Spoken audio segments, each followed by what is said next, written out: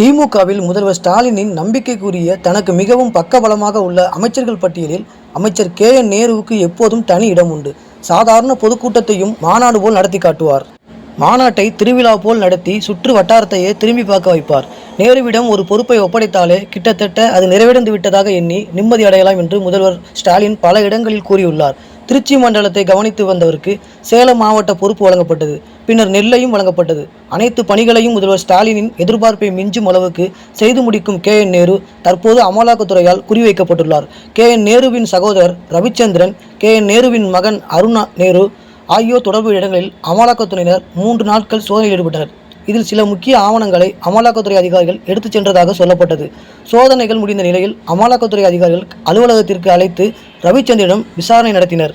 அமைச்சர் செந்தில் பாலாஜியை அமலாக்கத்துறை அதிகாரிகள் கைது செய்வதற்கு முன்னர் அவருக்கு நெருக்கமானவர்களின் வீடுகளில் ரெய்டு நடத்தப்பட்டது. அதன் தொடர்ச்சியாகவே அவரது வீட்டிலும் அமலாக்கத்துறை அதிகாரிகள் ரெய்டு நடத்தினர்.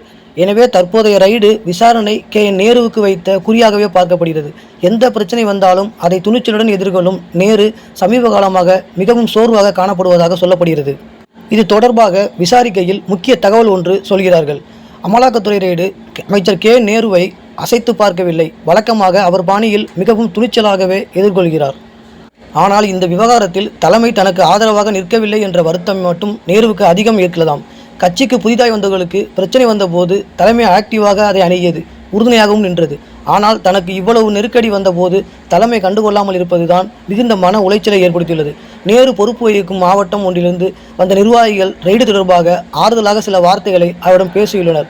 அப்போது நேரு, உங்களை நீங்கள் தான் பார்த்துக்கொள்ளணும், யாரும் நமக்காக வருவாங்கன்னு நினைக்கக்கூடாது, அப்படிலாம் யாரும் வரமாட்டாங்க, பார்த்துக்கோங்க என அதிருப்தியாக சில வார்த்தைகளை பேசியுள்ளார் நேரு.